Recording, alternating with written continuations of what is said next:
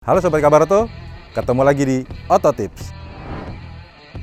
Pada episode kali ini kita akan membahas tips-tips ringan yang kebetulan semuanya ada di ruang mesin. Oke, pertama yaitu membersihkan nozzle wiper. Kedua yaitu membersihkan tabung air wipernya.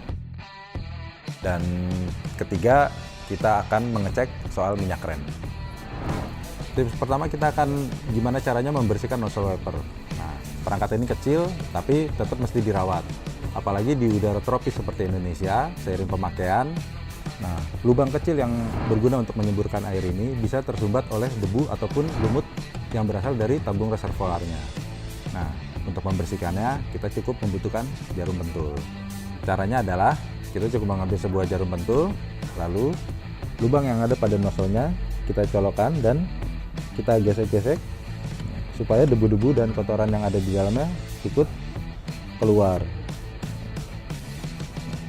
Tergantung dari beberapa tipe mobil, ada yang lubangnya satu ataupun dua.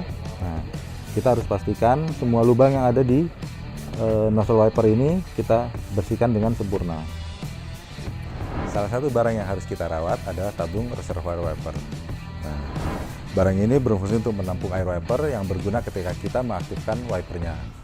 Tapi seiring pemakaian, kadang-kadang bisa saja terjadi kontaminasi dari lumut ataupun debu yang berasal dari ruang mesin.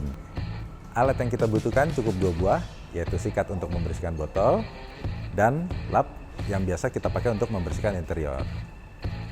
Nah, untuk hasil yang lebih maksimal, sebaiknya tabungnya kita copot. Nyopotnya juga mudah.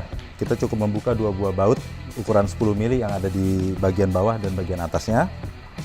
Lalu jangan lupa juga cabut soket listriknya yang untuk motor pompa dan selang wipernya itu sendiri. Nah, untuk membersihkannya kita cukup membuka tutup yang dari atas, lalu kita gosok-gosok ke sekeliling bodi sampai ke bagian paling bawahnya.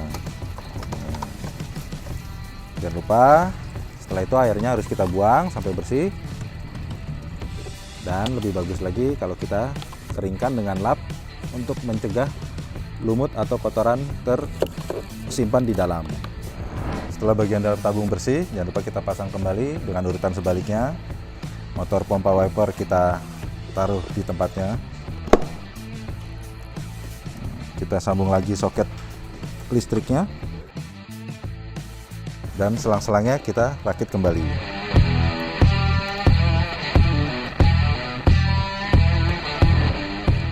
Tips ringan berikutnya yang bisa kita kerjakan adalah memeriksa soal kondisi minyak rem.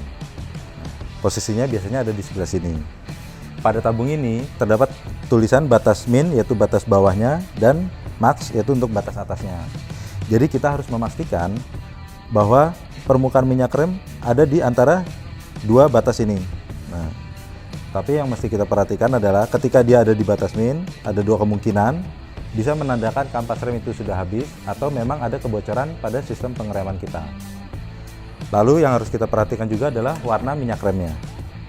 Warna minyak remnya kalau masih bening bisa menandakan kalau kondisi sistem pengereman kita masih bagus. Tapi apabila sudah kotor, nah ini menandakan bahwa minyak rem kita udah waktunya untuk dikuras atau diganti.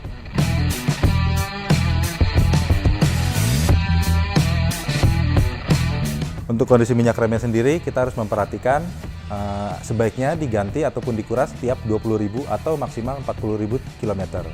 Tapi untuk mengurasnya, kita sebaiknya membawa saja ke bengkel resmi atau ke orang yang memang jauh lebih mengerti. Oke Sobat Kabaroto, demikian Oto Tips kali ini. Nantikan di episode-episode berikutnya. Ciao!